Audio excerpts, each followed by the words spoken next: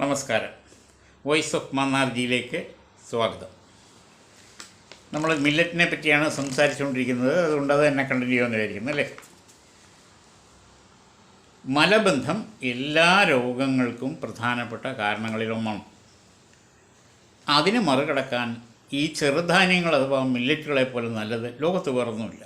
കാരണം അതിൽ ധാരാളം ഫൈബേഴ്സ് ഉണ്ട്. കുടലിൽ കെട്ടിക്കിടക്കുന്ന ആവശ്യമില്ലാത്ത വേസ്റ്റ് പെട്ടെന്ന് പുറത്തേക്ക് പോകാൻ അത് സഹായിക്കും.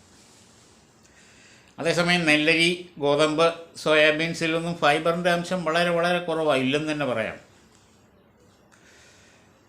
ഈ സ്വദേശ ഇനങ്ങളായിട്ട് ഉദാഹരണം നമ്മുടെ കേരളത്തിൽ പ്രത്യേക സ്ഥലത്ത് മലനെല്ല്, ഇടനാട് നെല്ല്, തീരദേശ നെല്ല് അങ്ങനെ മൂന്നായിട്ട് തരംതിരിച്ച് അതാത് പ്രദേശത്തെ കാലാവസ്ഥയ്ക്ക് അനുയോജ്യമായ നെൽകൃഷിയായിരുന്നു പണ്ട് ചെയ്തിരുന്നത്.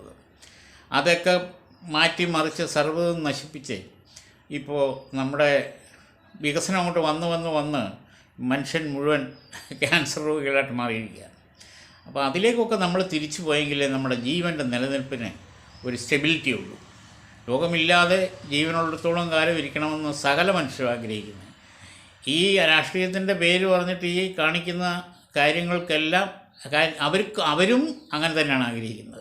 കാണിക്കുന്ന രാഷ്ട്രീയക്കാരും ഭരണാധികാരികളും ഒക്കെ കാണിക്കുന്ന ഈ വൃത്തികേട് അവർക്കും കൂടി ബാധകമാണെന്ന് ആ പാവങ്ങൾ ധരിക്കുന്നില്ല. അതാണ് ഏറ്റവും വലിയ ഒരു രസകരമായ കാര്യം. അതുപോട്ടെ, നമുക്കവിടെ വിഷയമല്ലല്ലോ. ചെറുധാന്യങ്ങളുടെ ഉപയോഗം മിക്കവാറും വളരെ കൂടുതലായിട്ട് ഈ വനവാസികളിലാണ് ഉണ്ടായിരുന്നുകൊണ്ടാണ് അത് കൂടുതൽ നശിപ്പിക്കപ്പെടാതിരുന്നത്. ഈ പുതിയ നെൽകൃഷികളും പുതിയ ധാരാളം വിളവ് എന്നൊന്നും പറഞ്ഞ് അടിച്ചേൽപ്പിക്കുന്ന കുറേ നെൽകൃഷികളൊക്കെ ഉണ്ടല്ലോ. അതിനൊക്കെ വെള്ളം വേണം, രാസവളം വേണം, കൂടുതൽ വേണം. അനങ്ങിയാൽ പനി പിടിക്കും. അതുപോലെ ഒരു കാലാവസ്ഥ വ്യതിയാനം വന്നാൽ അപ്പം നശിക്കും. വെള്ളത്തിൽ മുങ്ങിയ 24 മണിക്കൂർ കഴിയുമ്പോൾ അളിഞ്ഞു പോകും. ഇതൊക്കെയാണ് അതിൻ്റെ. മറ്റേത് അങ്ങനെയൊന്നും വേണ്ട. അതിനൊക്കെ നല്ല റെസിസ്റ്റിംഗ് പവറാണ്. പ്രത്യേകിച്ച് ചെറുധാന്യങ്ങളെ സംബന്ധിച്ചിടത്തോളം ഏറ്റവും വലിയൊരു പ്ലസ് പോയിൻ്റ് അവയ്ക്ക് കീടബാധ ഏൽക്കുകയില്ല. അവയ്ക്ക് ജലം കെട്ടി നിർത്തേണ്ട ആവശ്യമേ ഇല്ല. അവയ്ക്ക് വളം ചെയ്യേണ്ട ആവശ്യമേ ഇല്ല. അന്തരീക്ഷത്തിൽ നിന്ന് ഓക്സിജൻ സ്വീകരിച്ച് ആഹാരം പാചകം ചെയ്യാൻ അതിൽ കഴിയും. ആ ഓക്സിജൻ തന്നെ അതിൻ്റെ ആഹാരമാണ്. അതാണ് ഈ മില്ലറ്റ്സിൻ്റെ ഏറ്റവും വലിയ ഗുണം. ഇത് നമ്മുടെ സയൻറ്റിസ്റ്റുകൾക്കൊക്കെ അറിയാമെങ്കിലും വിദേശികളുടെ അടിമകളായിട്ട് പ്രവർത്തിക്കുന്ന അവർക്ക് ഇതൊന്നും തുറന്നു പറയാൻ പേടിയാണ്. നമ്മുടെ ഭരണകൂടത്തിനും ഇത് തന്നെയാണ് കുഴപ്പം. അവർക്കും ഇതൊന്നും തുറന്നു പറയാനും സമ്മതിക്കാനും വിലക്കുകളുണ്ട്. കാരണം മെഡിക്കൽ മാഫിയയുടെ കീഴിലാണ് അവർ വർക്ക് ചെയ്യുന്നത്. ഇതൊക്കെ കൊണ്ടാണ് നമ്മുടെ ചെറുധാന്യങ്ങളെ ഒന്നും കൂടുതലാരും പ്രോത്സാഹിപ്പിക്കാത്ത. അവർക്കറിയാമെന്നായിട്ടൊന്നുമല്ല. ഈ നെല്ലിൻ്റെ അരി, പഞ്ചസാര, മൈദ, ഗോതമ്പ് ഇവ കഴിയുന്നത്രോളം നമ്മൾ ഒഴിവാക്കി നിർത്തണം. ഇന്ന് സർക്കാർ ഫ്രീ ആയിട്ട് അടിച്ചേൽപ്പിക്കുന്ന ഈ മൈദയുണ്ടല്ലോ, ഒരു കുന്തവുമില്ല. പണ്ട് കാലത്ത് സിനിമാ പോസ്റ്ററുകൾ ഒട്ടിക്കാൻ പശയായിട്ടാണ് അത് ഉപയോഗിച്ചുകൊണ്ടിരുന്നത്. മനുഷ്യൻ കഴിക്കുന്നത് നല്ലത്. കാരണം അത് ഒട്ടിപ്പിടിക്കുന്ന സാധനമാണ്. അത് വയറ്റിലെത്തി കഴിഞ്ഞാൽ അതിന് യാതൊരു ആക്ഷനും ഇല്ല. അത് ഏറ്റവും കൂടുതൽ മലബന്ധം ഉണ്ടാക്കും. പിന്നെ കുറേ അത്രയേ ഉള്ളൂ. ഇതുകൊണ്ടാണ് പ്രമേഹം പോലുള്ള ജീവിതശൈലി രോഗങ്ങൾ വരുന്നത്.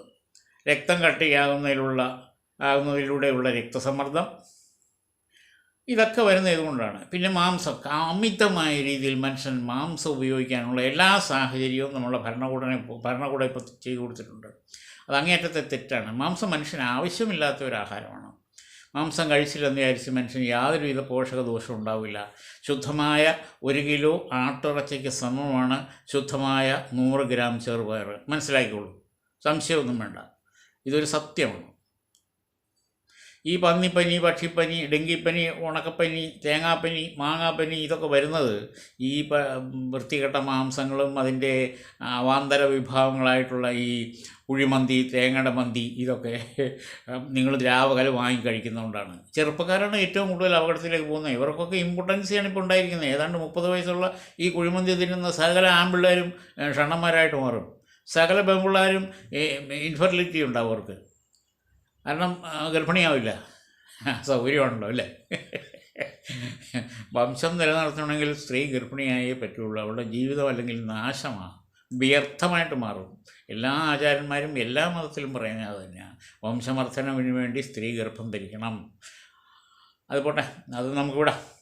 അപ്പോൾ നമ്മൾ ഇതൊക്കെയാണ് ഏറ്റവും പ്രധാനമായിട്ട് ശ്രദ്ധിക്കേണ്ടത്. മില്ലറ്റുകളുടെ ഭക്ഷണത്തെ രീതികളെപ്പറ്റി, പാകം ചെയ്യുന്ന രീതിയെപ്പറ്റി പറഞ്ഞു. പിന്നെ മില്ലറ്റുകൾ എപ്പോഴും നമ്മൾ പാകം ചെയ്യുമ്പോൾ അധികം തീ കൊടുക്കേണ്ട ആവശ്യമൊന്നുമില്ല, മനസ്സിലായോ? തിളച്ച് കഴിഞ്ഞാൽ ഉടൻ തന്നെ പാത്രം അടച്ച് വയ്ക്കാം, ബാക്കി സ്ഥലം കൊണ്ട് തീരും. കുറഞ്ഞത് 6 മണിക്കൂറെങ്കിലും അത് വെള്ളത്തിൽ കിടന്ന് കുതിരണം. 8 മണിക്കൂർ വരെ ഇട്ടാൽ വളരെ നന്നായിരിക്കും. 10 മിനിറ്റ് കൊണ്ട് ഇത് വേവും അടുപ്പത്ത് വെച്ചാൽ. അത്രയും ഇന്ധനം നമുക്ക് ലാഭിക്കാൻ കഴിയും. അല്പം ബുദ്ധിമുട്ടണം, അല്ലാതെ നമ്മൾ ഇരിക്കുന്നിടത്ത് ഇരുന്നുകൊണ്ട് തിന്നണമെന്ന് വിചാരിച്ച് നടക്കുന്ന കാര്യമില്ല. അല്പം ബുദ്ധിമുട്ടി കഴിഞ്ഞാൽ നിങ്ങൾക്ക് ഈ ലക്ഷക്കണക്കിന് രൂപ ഉണ്ടെന്ന് ഹോസ്പിറ്റലുകളിൽ കൊടുക്കേണ്ട കാര്യമില്ല. ഹാർട്ടിന് 4 ബ്ലോക്ക്, പിന്നെ ലിവറിന് 7 കിലോ ഭാരം, ഇങ്ങനെയൊക്കെ പറഞ്ഞ് അവർ നമ്മളെ പേടിപ്പിക്കും. ഇതങ്ങോട്ട് ഒരു മാസം കഴിച്ച് കഴിഞ്ഞാൽ ഉണ്ടല്ലോ, 2 മാസം നിങ്ങൾ കഴിച്ച് നോക്കി, എല്ലാം മാറ്റി വെച്ചിട്ട്, നിങ്ങളുടെ വൃത്തികെട്ട സ്വഭാവങ്ങൾ മുഴുവൻ മാറ്റി വെച്ചിട്ട് ഒരു 2 മാസം ഇത് തുടർച്ചയായിട്ട് കഴിച്ച് നോക്കുക. അപ്പോൾ നിങ്ങൾക്ക് മനസ്സിലാവും, എടാ ഇത് കൊള്ളാമല്ലോ സാധനം, ഇയാളീ പറഞ്ഞതൊക്കെ ശരിയാണല്ലോ, എൻ്റെ ഹാർട്ടിൻ്റെ ബ്ലോക്കും പോയി, എൻ്റെ ഫാറ്റി ലിവറും പോയി, എൻ്റെ ക്ഷീണവും മാറി, എനിക്കിപ്പോൾ നല്ല ഉത്സാഹമാണ്, ഒരു 10 വയസ്സ് കുറഞ്ഞ പോലെ തോന്നുന്നു എന്ന് നിങ്ങൾക്ക് തോന്നും. ശ്രമിച്ച് നോക്കിക്കോ, ഇല്ലെങ്കിൽ എന്നോട് പറയൂ, ഞാനതിന് പരിഹാരം നിർദ്ദേശിക്കാം. ഓക്കെ, അപ്പോൾ ഇന്നിങ്ങനെ ആവാം, ഇനി അടുത്ത ദിവസം വേറൊന്ന് നമുക്ക് കാണാം. ഓക്കെ, നന്ദി, നമസ്കാരം. ഞാൻ മാന്നാർ ജി രാധാകൃഷ്ണൻ വൈദ്യർ, പാലക്കാട്. എൻ്റെ ഫോൺ നമ്പർ 9447352982. റിട്ടയർഡ് ഫിസിഷ്യനാണ്, ആര്യവൈദ്യ ഫാർമസി, കോയമ്പത്തൂർ ലിമിറ്റഡ്. പിന്നെ ഒരു കാര്യം ചെയ്യാം, എല്ലാവരെയും ഇതൊന്ന് ധരിപ്പിക്കാൻ ഞാനീ പറഞ്ഞ കാര്യം, സമൂഹത്തിനൊരു നല്ല സന്ദേശം കൊടുക്കൂ. നിങ്ങൾക്ക് അങ്ങനെങ്കിലും ഈശ്വരൻ്റെ കടാക്ഷം ഉണ്ടാവട്ടെ. ഇയാളിങ്ങനെ ഒന്ന് കാണിക്കുന്നുണ്ട്, ഇയാളുടെ വോയിസ് ഓഫ് മാന്നാർജി നിങ്ങളൊന്ന് സബ്സ്ക്രൈബ് ചെയ്യണം, ഞാനും ചെയ്തിട്ടുണ്ട്, അതുകൊണ്ട് വേണ്ടവണ്ണം ചെയ്യണം എന്നൊക്കെ നിങ്ങളൊന്ന് പറഞ്ഞാൽ മതി. അപ്പോൾ എല്ലാവരും സബ്സ്ക്രൈബ് ചെയ്യുക, കമൻറ്റ് ചെയ്യുക, ഫോർവേഡ് ചെയ്യുക, മറ്റുള്ളവരെ അതിനെ പ്രേരിപ്പിക്കുക. അപ്പോൾ വീണ്ടും കാണാം. നന്ദി, നമസ്കാരം. നമസ്തേ, നമസ്തേ.